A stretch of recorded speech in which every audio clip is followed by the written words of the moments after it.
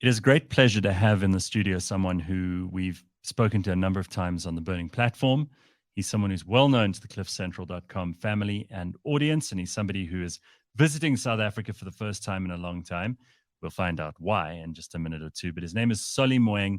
He's, of course, a widely experienced brand reputation manager, a columnist, a worldview host, current affairs commentator, a part-time lecturer, and an all-round good guy who we're thrilled to have here with us today. Solly, it's so nice to see you in person. I'm very excited to be here. Much better looking really in person, right? I mean, it's really good to be here, finally. Yeah. It's very good to see you. So you are, most of the time at the moment, you're in Switzerland. Correct. I'm based in Switzerland. And, not necessarily voluntarily. No, when my friends ask me, I say I'm there, not permanently, but we'll see. Well, I mean, definitely. So there are worse places in the world to be, like Afghanistan or the Central African Republic. Correct. But what is it like to live in Switzerland? It's a very expensive place, no doubt. So really? I live a very simple life in a little town, probably as big as Stellenbosch. And I don't have a car. I took one thing I did well when I left. I took my two bikes, my mountain bike and my road bike. So I can just go into the forest or into the hills and on the road, hit the road.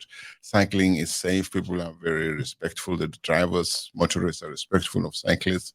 And I could go into the forest at 9 p.m. as long as it's light. There's no risk of somebody jumping me with a gun to take my bike. So that level of safety. I mean, this is what happened to me the last time I visited South Africa, actually, last year. My bike was taken away from me with guns and a knives. That's not going to make anyone want to stay. So Switzerland is great. I mean, it's also been a place for me to, I didn't go there on holiday or that because I have a lot of money. I ran away from South Africa for more than 10 years. People in the name of the African National Congress were making my life hell. Everything I tried to do here was blocked. My friends were told you can't work with that dude. Otherwise, that other project is going to go away. They were blocking me all over the place. Let's pause it for a minute there, because I don't think people really have, unless they've been paying careful attention, because when we've had you on the Burning platform, we have, in a sort of superficial way, touched on this. Right. But what you're telling me is what people don't seem to understand about how, when you're outside the tent, what happens to you. And it especially happens to Black professionals. Yeah. And especially happens to those people who are often dependent, because the government's the biggest client in this market, right? Sure. If you antagonize the wrong people, you are persona non grata. Yeah. So it's not necessarily that people are running around trying to kill you, although that happens too. Mm-hmm.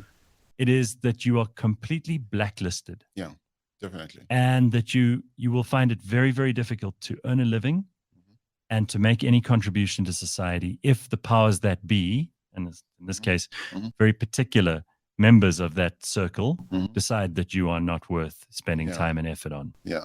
Look, I knew it for many years. People had warned me, and people, because of my activities, I've spoken to people who work in government, senior people, and I've been told that my name is on the blacklist. I want to see that blacklist. I don't know if there's an actual list. I don't know if there's a feeling, but they said you're on the blacklist. Look, it happened to Vosipi Koli, remember? It happened to Temba Maseko, Arthur Williams. It happened to a lot of people. Didn't it happen to Moeng as well?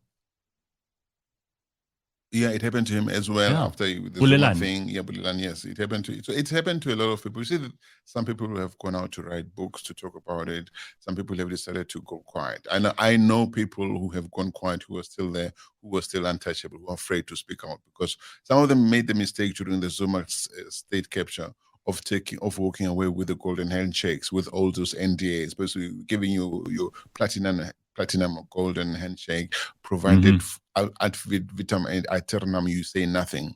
So they know those are the guys who should have gone to the Zondo Commission. They have information that we need, but because they took the money in exchange for their silence, this is what it is. So they're just forever quiet. Many of them are out there. And this is not, in your case, because you were a whistleblower. I mean, this is just because the things you've said have angered, irritated, and exposed some people, whether willingly or not, who have bad ideas, bad intentions, bad agendas, and who followed through very many of the times.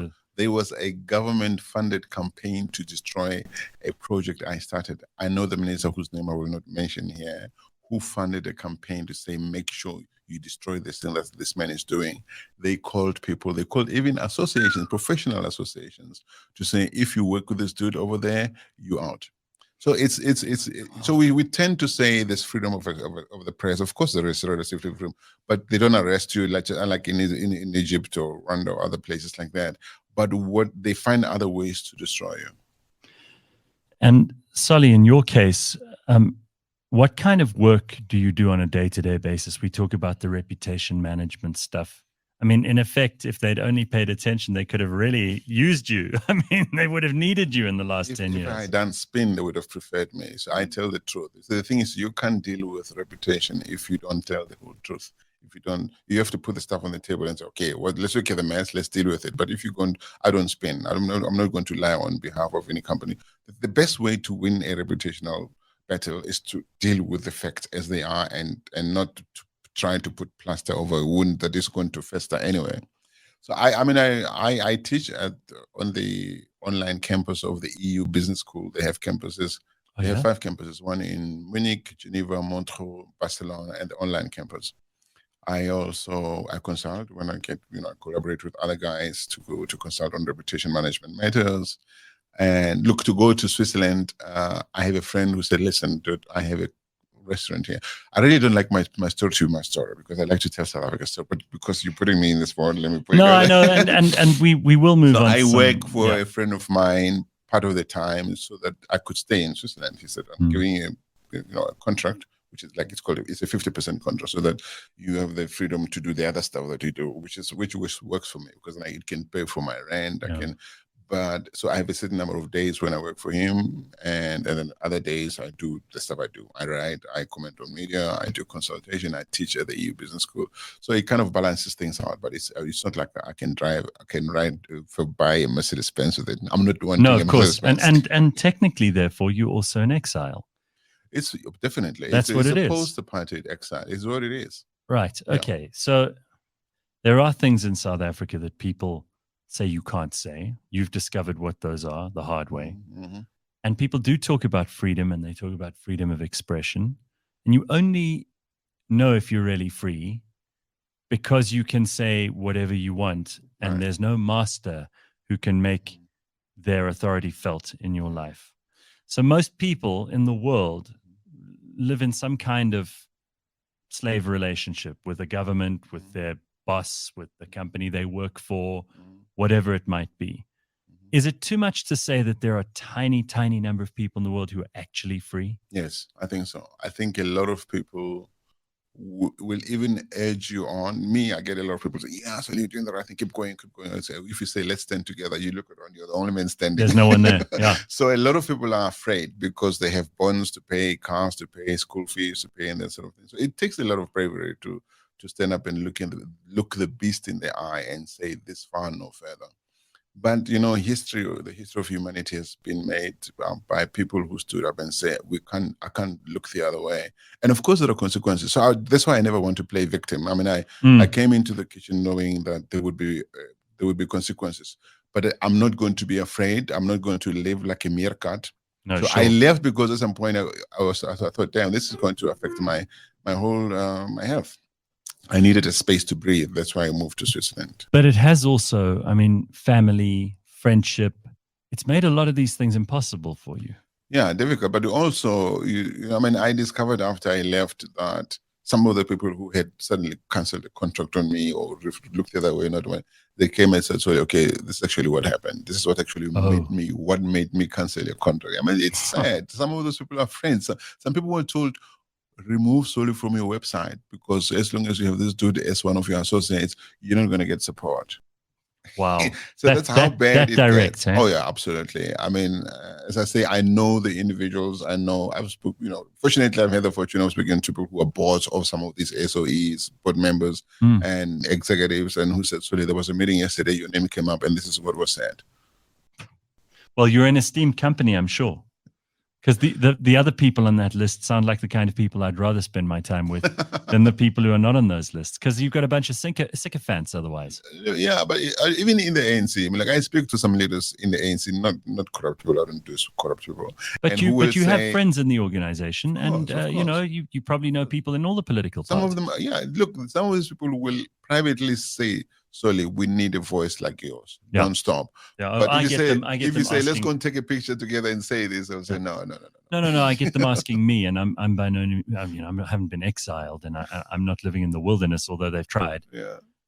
They say, "Oh, it's so important that you say what you say and that you stand up to this stuff." And then I go, "Well, would you like to do something about it, either with your time, your money, or your mouth?" And they go, no. Yeah, exactly. And they come from all sectors. I really need that government contract. I really need to have good relations with this minister. Yeah. They're a bunch of cowards. It's painful because those are the people who continue feeding the beast that they spend time at their brides and dinner parties complaining about. Yeah. They feed the beast, and we're not getting out of the situation as long as we have people like that. We're not prepared to sacrifice something at least. So before we move off of your biog, because I know you don't love talking about yourself, and that's the true mark of a good reputation manager, / brand manager kind of thing. But just tell us about Africa Brand Summit and some of the other stuff that you've done, you've been involved with over the years, because these are things worth talking about. Well, the Africa Brand Summit was launched I established it in 2016. I was going to launch it in 2017, but that's when Ramaphosa became president. People said, okay, just pull back a little bit. I launched it in 2018. There were amazing people there. I mean, the former Chief Justice spoke, leaders in business media. Was that Moeng? Moeng spoke there. Madonsela was there. Bruce Whitfield, Jeremy Max, people in this civil society, in media, and the aim of it was to say, where are we going with this country? Let's look at South Africa as a brand. Look, let's go back to the dawn of our democracy. When you establish a brand, you have a sense, you need to have a brand vision. Where you're taking this thing to. So if you close your eyes in 1994, and you projected your imagination to this country based on the Constitution, the discussion at the time, and the Bill of Rights, and you thought of it in 30 years' time, what do you see? And if you open your eyes, say, now we're then in 28, is this what you thought would be this time around? And of course it wasn't. Everybody agreed it was. No. So we said, we're not just having conversations, let's have conversations that end up with a resolution, with a list of things that we're going to say, this must change. So that's what it was. And there was excitement, there was a lot of participation. Even some of these leaders said, let's take it to Joburg. Moeng at the time, I mean, he had just, spoken against Zuma, very brave. Again, a brave man. Public protector report had come out. And I don't know about you, but I remember I was very worried that Moeng was a party guy, that he was overly religious, that he was consumed by his own ego. I mean, we always make assumptions based on the media and what they tell us. And he ends up being one of those heroes of our post. He said the right things at the right time when he needed to say so. So just to fast forward, and I did that. So I took it to Joburg in 2019, and that's when there was a campaign funded by the then Minister of Communication, I won't say, but you Google, you'll find out. Sure. And that's when the guerrilla campaign, it's not my vocabulary, people in the system told me there's a guerrilla campaign that is being put in place to damage what you're doing, to destroy this thing. It mustn't happen. They said, do everything to make sure this thing doesn't happen. The Africa Brand Summit doesn't come to Joburg. And they've sued me. I've spent a lot of money. They said, you can't use that name. Apparently there were discussions where they said, this dude is from Zimbabwe. What is it doing here having these conversations? Yeah. Really? Yeah, definitely. And they basically, I ended up taking it back to Cape Town in 2020. It was very expensive. I paid a lot of money. I'm still paying a lot of money. And so we decided to lay it dormant because it's still happening now. Somebody else is doing it. I'm not doing it. Now I started 2021. January, I called a group of South Africans in business, again, in different sectors. I said, let's talk about South Africa. We established what we are launching now. This is what I'm here for. We launched TUSAM, the United South Africa Movement. Okay. The aim of TUSAM is to say, I'm not interested in politics. People say, yeah, so you say, just your voice going to politics. Everybody's going to politics. There are too many egos in politics. It's about me. I have the answer for South Africa. Even in the civil society movement, people are saying their own thing. And of course, many of them, all of them are well-intentioned South Africans who think I can do this. But my view and the view of the diverse group of South Africans I'm dealing with, they're all colors, all come from different. They're saying, let's get the people, not the politicians. We're tired of expecting politicians to tell us how it's going to roll. The political tail has been wagging the dog for too long. Let us, we the people, get together and say what kind of country do we want. So we've been launching. We've spoken to political parties. We've spoken to activists, civil society movements. I've been engaging a lot, media, business. As we said today, I've just met with PLSA. We want to organize a people's summit. So explain to us what this TUSAM is, because, I mean, we've heard, Musi Maimane launched his One Movement South Africa, Songezo Zibi. These are people who are not, on the face of it, corrupt, evil people, especially in the case of Songezo, a very dignified and solid thinker he is. I mean, he's also someone who really does want to make a difference. I can see that, but I have to ask why. You've already been in the firing line. Now you want to create this movement, which is going to cause you probably more headaches. It's going to certainly not win you friends and influence people in maybe in those coteries that got you on your bicycle in Switzerland in the first place. So what is it trying to achieve? How is it different from the others? What's the end game? If things go beautifully with TUSAM, how's it going to end up? And if things go horribly wrong, what could it cost you? First of all, I think it's my calling. It's a voice I found that I'm not going to shut up. I can't shut up. I could easily say, you know what, South Africa is spinning, it's going to hell. Let me just focus on a different life and just forget this. I can't shut this voice up. Okay. When you look at the Rivonia Circle and One South Africa movement, they were in civil society movements that eventually meshed into Bosa on the one side and Rice Mzansi in the other. Right. TUSAM is not going to contest the election. There are no intentions to. We're not trying to create a community of people to whom we're going to say, okay, now vote for us. Now you know what we want. What we want to do with TUSAM, and this is very important, is to bring South Africans from all sectors and diversity over 2 or 3 days at the People's Summit and say, let's look at the Foreign Service, let's house in the Presidency, let's look at the state-owned enterprise, let's look at these things that we established at the dawn of our democracies, these so-called institutions of democracy. Let's look at how they've been damaged. So we can't keep trying the same thing over and over again and expect different outcomes. Let us agree on what needs. So the changes that need to happen to South Africa, it's not just replacing Ramaphosa with Maimane or with, the system is rotten. We need to, the people, to say, once we've gone through this process, this is what we want, this is what we do. You guys, the Maimane, Songezos, and others who are going into elected politics, don't play heroes and say, I'm the one who's doing this for you, I'm who's going to tell you how I'm going to tell you. We, the people, are going to tell you what we want. So there'll be a charter of resolutions that come from this thing. Look, it's not going to be a legally binding. We know that, but we want it to be so morally binding because it's so representative of the voices of the people of South Africa. You want to say, you go into elected politics, we're going to hold you on this and this and this. So once you cross the line, you can be ACDP and continue pushing God and Jesus Christ. You can be Muslim, you can be Jewish. We're not stopping you from it. But let's agree on a basket of things that make us who we are as South Africans. I read this thing the other day about how diversity, which is one of those words that gets thrown around, especially in the corporate world, and now here in South Africa, it started in America, obviously, where people go, well, diversity for its own sake is a good thing, which it isn't. It has been shown to not only be ineffective in any way, make no difference, or worse, do actual damage if there isn't an aligned value system. If there's an aligned value system, diversity does enrich every part of the process. Correct. Inclusion, all of those words that we hear being parroted by certain people all the time, usually these over-swelled HR departments and someone on the board whose whole job it is to just make up nonsense like this because they have to justify their presence on the board. And a lot of these companies have gone along with this.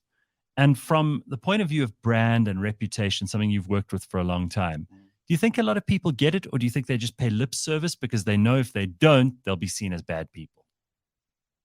Pay lip service to brand to this idea of diversity and inclusion. Maybe some people do, some people don't. But I think that you need voices that will articulate it over and over again in a particular way so that you draw. Look, we're never going to be we're never going to agree on everything all of the time. But we are South African, we are diverse, whether we like it or not. This diversity is not going anywhere. Yeah. And there are some things that make us who we are as South Africa that are common to all of us. People must be Afrikaner, they must be English, Zulu, Sotho, Muslim, they must be what, and we must celebrate that. But we must agree on something, on values, on things that say this is non-negotiable. And there must be some constitutional changes. Now, some of the things we're going to demand are either short-term, medium-term, long-term. Like, I think there are, and not just me. Okay, just go back a step. Too much powers in the presidency. That must change. Okay, but what do you think are values? Because I mean, I hate this question because tolerance is one of them. Okay, but is tolerance sounds like something that an intolerant society opens the door just slightly to sound like a slightly better society. That's what they do. You know, like if I tolerate you, that's not like I'm really accepting and generous and I see you as my equal.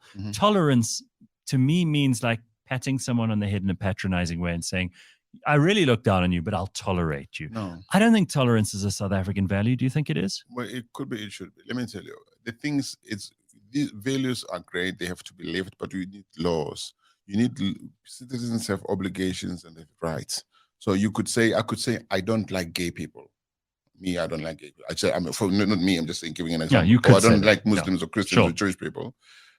But the law must ensure that I don't stand in the way of those people to be fulfilled citizens and human beings who live their lives. So what you can't tell people how to feel, what to think about certain things.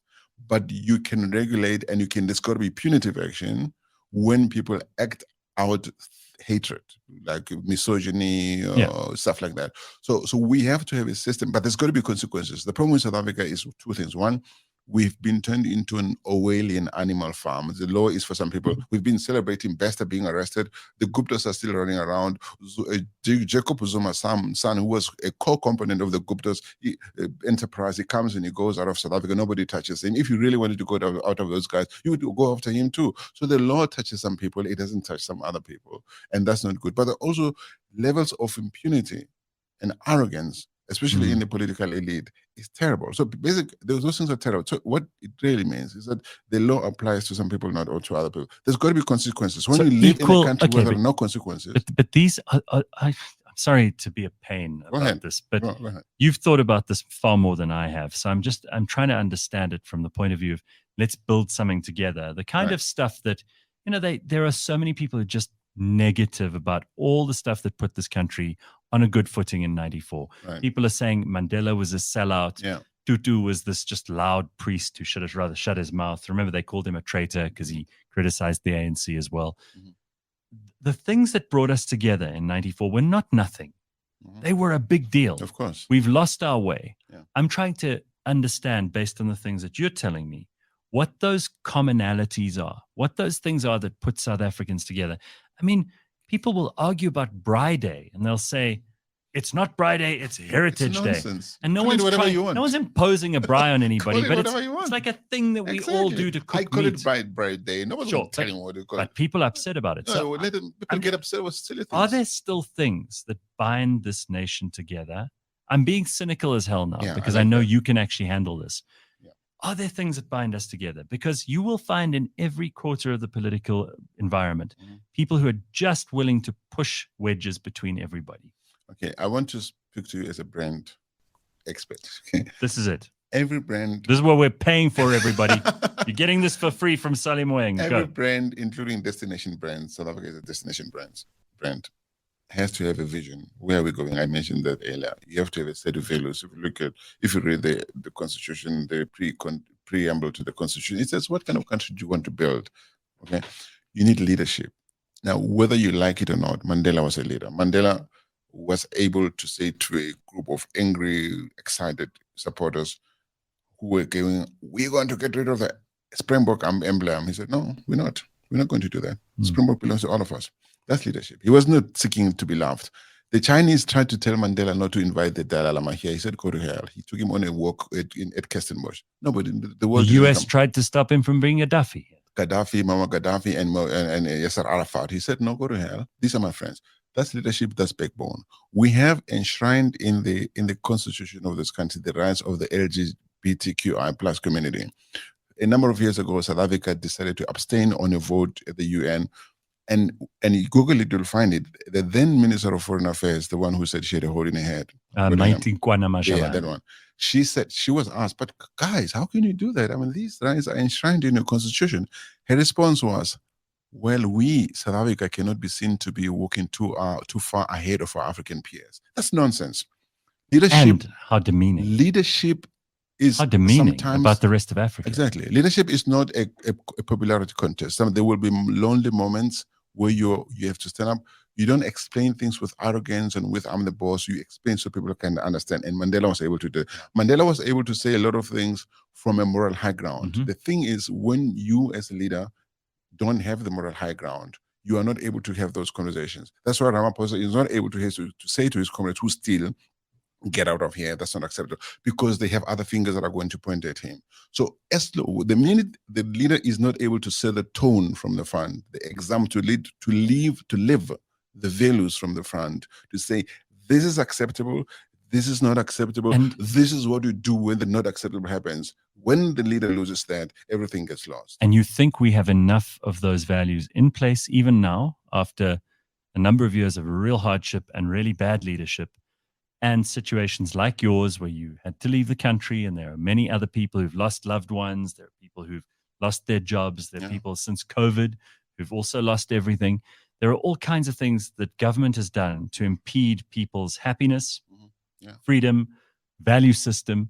You think we still have enough to be able to cobble together a mission statement for what South Africa could be? The founding documents have not been changed or discarded. What we have lost are leaders who are able to live to those things. So what we need is somebody to stand up and say, guys, let's remember who we are. We don't have that person in the current crop of leaders. We haven't had that person for many, many years. You can't lead South Africa on the basis that some people belong more than other people. You can't. It's not going to work, no matter who you are. You need to say, guys, there are wins and there are losses. This is the price to pay for being in any relationship, whether it's any relationship really, it's win and take, win and lose, right? You get some, you lose some. You the minute you go into a relationship and say, I'm the winner takes all, zero-sum games, I'm the boss, I get everything I want, then don't go into a relationship, because it's not going to last. So we, the people of South Africa, are in a relationship, and we have to respect that pact. But the people in the front who are leaders, who we choose as leaders, elect as leaders, they have to never forget that. They have to always remember the pain that we come from, the journey that we're trying to be on. Okay, but you and I both know people like Becky Cele and Gwedemantashe, and I will name names because I don't really care. And you know, these are not people who care about what it means to be a leader. And they don't respect the people who elected them. In fact, Becky Taylor has made it quite clear he looks down on most of the people. But Ramaphosa too. Ramaphosa too. What is he doing every day? I wanted to ask you. You've been around these politicians a lot more than I have. No. What is he doing all day? We don't even see him. No, I'm not around them. They could poison me or something. Listen, Ramaphosa is I always describe him as, I've been scammed before. Time. These guys spent about 2 months with me. By the time they walked away with all my savings. They never were rude to me. They were charming. And the next thing they were gone. Ramaphosa is that guy. He smiles. You really like. You want to laugh. You want to hug him. He's like a guy. You want to hug him. He dance. He could dance with you and laugh at himself.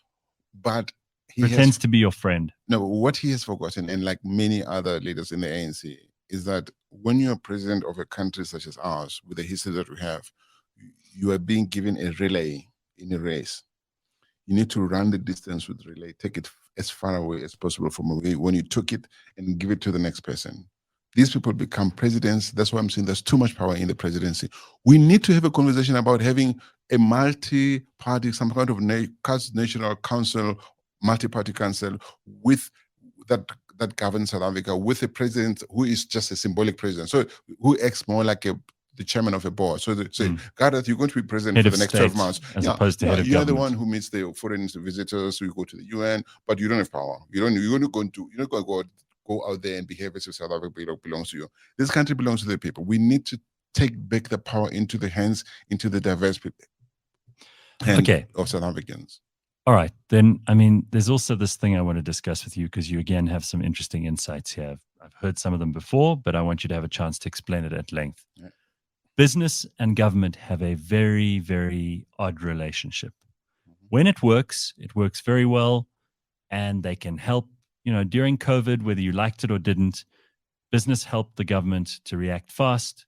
There were a lot of people who helped put money in. I don't know whether it worked or not, but you could see the cooperation was instant. When there's a purpose, there's a cause, there's a vision, everybody jumps to. The other side of that is that there are a lot of people in business who are as skellum, as crooked as the people in government. Right. And one hand has to feed the other, wash the other. It's that whole thing. And we know that there are bad people in business. We also know that it's much, much worse to waste public money than it is to waste private money. If someone buys a company for too much or whatever, that's their money. Right. But if you're wasting taxpayers' money, it's much, much worse. How do you see the development of the relationship between business and government over the last 10 years, and where do you see it going? It's been said over and over again. I've also written about it. Business South Africa collectively needs to be clear on what is acceptable and what is not. But the thing is, they have vested interest in some of the corruption that we've seen. The banks have benefited. The auditing industry has benefited. So these guys, I've spoken to a lot of these guys. They are afraid to speak truth to power because they have important contracts with government. Someone could say a cellular company would have a department, preferring it, or a bank would have a whole department of government banking with it and all that stuff. So they are afraid that if they say no, this is not acceptable, the government the politicians know how to play that tool, that to weaponize it, as it were. They'll just simply take the contract and give it to somebody else. And you, as the CEO, your shareholders don't care. You lost a big account, get out of here. Absolutely. Then they'll find somebody else who will play the game. So we, the people, the ordinary people, are caught between the interests of private business and government. And business needs to stand up. They need to say, okay. But there's no courage there. No, there's no courage. You have leaders like Mabusisi Mavuso, but she is, and Bonang Mohale at the time, who spoke. But they are not business owners. They are. But I can tell you that a lot of business people support what these people say in public. They will not say it themselves. They're not going to say, yes, please tell them. Or even put their money where those guys' mouths are. And when the ANC says we need money here, many of those people will put money in there, even when they know that money is going to places where it shouldn't go. So the corruption, the beast is being fed by the business community. It's very hard how do you separate those? But they need to grow conscience. They really need to get to a point where they say, guys, if we want to grow a growing, inclusive, thriving economy over time, we have to agree on the basics. We can't support X, Y, Z. But they themselves are waiting for the other guys to stand up first, and nobody's standing up. The other thing that always gets brought up, and it usually comes up at election time, and as you said, you were on a blacklist because you criticized the ANC, but they also always drive the race narrative when it suits them. Yeah, I'm not just talking about the ANC, but a lot of politicians in South Africa. Yes. And I am just absolutely flabbergasted how, I finished school just after 94. 95 was my matric year. And I think race relations were better a year after apartheid ended than they are now. And I can't help thinking that there are people in government who, if anything, have made race relations worse, whether that's been intentional or not, because they've even made their own supporters start thinking pretty backward, horrible things because of the way they've behaved. Yeah. They were there to represent the best of us, and they've ended up representing the worst of us. And I think that's had a very detrimental effect on race relations. Yeah. Do you agree? The same thing I said about presidents taking a relay and having to run as far as possible, give it to the next person. People who've been in various levels of leadership in South Africa have forgotten what we, as part of Project South Africa, are trying to achieve. So they think it's about themselves. And they will do whatever it is to entrench themselves in position to create fear. I met not too long ago we met a black South African lady who's done well, has 2 very expensive cars, a big house. She's in marketing, and she said this to me. I almost fell out of my chair. She said, "Soli, do you realize that if we take the ANC out of power, apartheid will return? It's a lot of people. There are a lot of people who believe that. There are a lot of people. I don't know what to say to her. Now, when you have people say stuff like that, we are in trouble. We're even in more trouble because we don't have politicians who stand up and say, that's not true. There's no way, nobody can ever bring that apartheid back. You have to undo all those pieces of legislation that have been put place into but it's not even that they won't say that's not true. They actively encourage that kind of nonsense. It works. You hear about people in rural parts of South Africa who are told by politicians in plain English, maybe another language too, but plainly they are told, if you don't vote for us, you're not going to get your social grant. Of course. Your children will go hungry. Horrible threats. These are threats. They're basically extorting the vote from people. So poverty and lack of education are two very strong enemies of any democracy. Because poor people, you can just give little things. That's why you can pay somebody 200 rand to go and kill somebody because they wear the T-shirt. Yeah, so you can abuse the social grants if you don't get them, as we've just said. And people who don't know, which is the case, there are people who still ask, "When they know Zuma? What has Zuma done?" Come on, the evidence is this dude has damaged this country. Helped by the ANC, not on his own. The ANC defended, they shielded him 10 times or so. That was the organization he needed to use to make this happen. So it's easy. We still live in a country where it's easy for an ANC politician to say, we are in this state because of white people or because of apartheid. If you say state kept out the corruption, it's almost like people have been trained. So no, but there was also corruption in apartheid. So you kind of, let's go and arrest the criminals in apartheid during apartheid. Hello. To put not too fine a point on it, if you're a black person who criticizes government and say it could be state capture and the Zuma, then they say, oh, well, you've been bought. You are not only, I mean, it used to be bad enough that they would call you a coconut or an apologist for the old regime. But now it becomes about your identity. I've received that a lot. Yeah, they say, well, who are your paymasters? Right, because God forbid, as a black person, you shouldn't have your own agency. You can't have those views when you're a black person. So it's a war of narratives, And the thing is, if you keep quiet, other narratives are going to dominate and become the norm. So it's important to keep challenging those narratives. And I'm angry, and I'm going to shut up now. I'm angry at people like Ramaphosa, those leaders, like was the finance minister at the time of Mbeki, that generation of leaders, Trevor Manuel, and others who were there during the Mandela era, who keep quiet today when the young people say Mandela sold out, Mandela did just for himself. They're not defending him. Those guys should be the ones who stand up and say, not true, were they, this is exactly what happened. They're not saying anything. But also, I'm angry at those people. I think those young people might not want to listen anyway. No, but you must say something. The fact that people don't want to listen, look, we could all shut up because nobody's going to want to listen. But then their voices is the one that dominates the narrative. Sully, across the board in South Africa, white people, black people, old, young, rich, poor, very unsophisticated grasp of politics sometimes. The fact that people think, for example, that the ANC rules the country shows that they don't know the difference between the government and the party, for starters. They're not the ruling party, they're governing. Actually, they're misgoverning and I'm talking about educated people who have university degrees don't know this difference. It is a massively important distinction. And for us to have to start by explaining that stuff means we are way behind. I think, Gareth, I'm going back to go to the matter of the leadership. If we had a leader or a group of leaders who are able to articulate those things not with arrogance, but with empathy, with emotional intelligence, vision, who are able to say, guys, that's not true. This is what it is. And they must be prepared to be unpopular for a little while or for a medium time, for a long time in some quarters. The thing is, if you're consistent and you say the truth, if you are a leader who is there to be loved, like Ramaphosa is, you will not achieve anything. Leadership is not meant to be a popularity contest. You will be unpopular in some areas, but if you explain to people over time, you will win some people over. Not all of the people, but you win some people.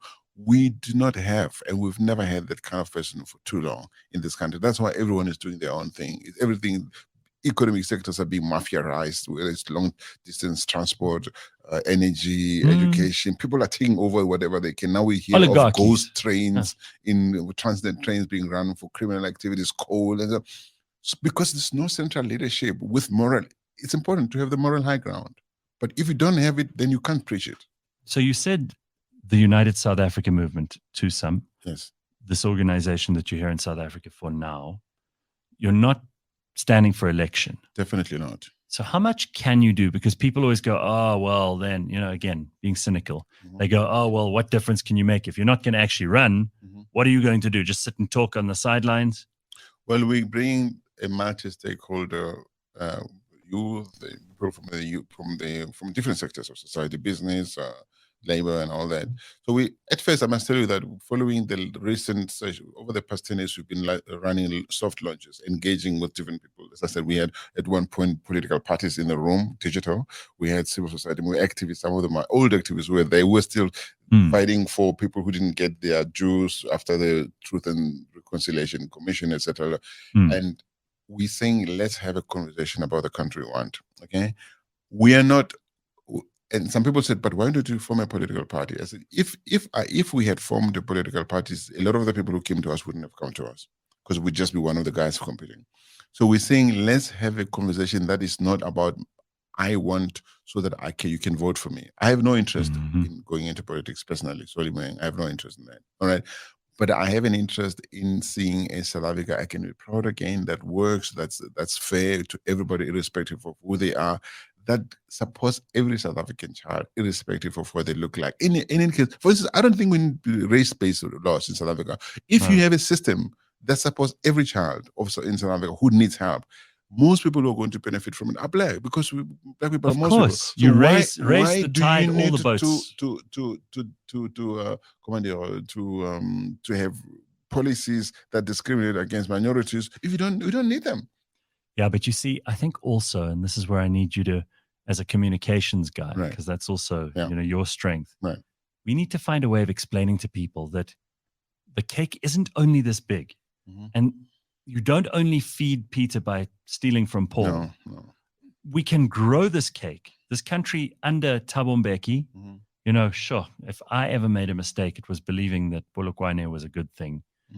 Because although he had tendencies of holding on for too long, I almost wish he had. If I look back, like I was excited about the downfall of Mbeki. What a mistake that was. I feel like such an idiot. But this cake is only this big thing, is a big South African problem. Someone needs to explain to everyone in this country, because again, this is not dependent on your level of education, that if there's growth, like we had under Mbeki, we can all do better. And ordinary people and people who think that they've got no chance at all, and people who are already in good jobs will all feel much more empowered. The whole thing will get better. We'll have more money to spend. We'll have more businesses thriving. There'll be more stuff going on, trade and investment. All of that needs to happen, but we need to grow the cake, and we are the ones who have to decide to do that. Yeah, look, Gareth, there are many awesome South Africans of all colors, intelligent guys I respect, and ladies I respect, who say these things all the time, who write columns in Business Day, Sunday Times, News 24 all the time, who say these things all the time. I've been writing forever, saying some of these things. So what happens? So you can either continue writing forever. People have learned not to listen. You can say the truth. There are people in this country to whom you could say, dude, you're standing in the middle of train tracks and there's a train coming down the way. And depending on what you look like, they will not listen. They will keep standing there. They will not listen to your truth, because you are saying that if somebody else says it, they will listen. Okay. So that's why some of us, including myself, we decided, look, I could continue writing fancy articles, but yes, well written forever and die one day. Or we say, okay, let's take this one stone that we have. This stone is now twosome. And let's work together to throw the stone at the beast and hope it moves. Look, let me tell you the truth, and it's scary, but it's true. If the ANC stays powerful next year in power, I'll probably not return to live in South Africa. There's no way. Sally. For me, coming to South Africa is returning to the house that you fled because of the abusive partner. Now you're returning because you missed the parties and the dinners and the outings, but the abusive partner is still there, and the abusive partner is still going to abuse you. I am not returning to this country if the ANC is still. And I know that the IC is controlled by the ANC. There are lots of conversations we're not having. The ANC, people have said stuff. Okay, maybe I need to be careful because I don't want to expose people here. But the point is, we need to create buffers around our democratic institutions, including the ANC, the IEC, the so-called IEC. Okay, because people think when you're wearing your fancy t-shirt and shirt at the election, on election day, you're observing nobody's clapping somebody else. Okay, the elections are free and fair. They're stolen long before they happen. Okay, who runs the IT system? Who prints the ballot papers? Who transports them? Who stores them?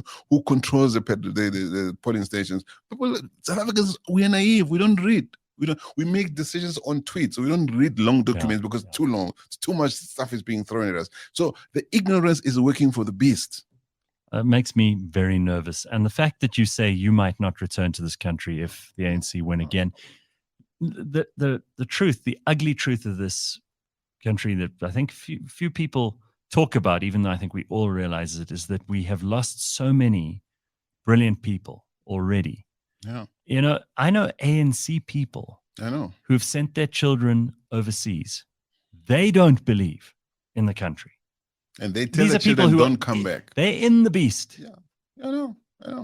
Look, I also speak to all these wonderful people who attempt whistleblowers. I mean, Arthur Williams, I talk to him all the time. Sure.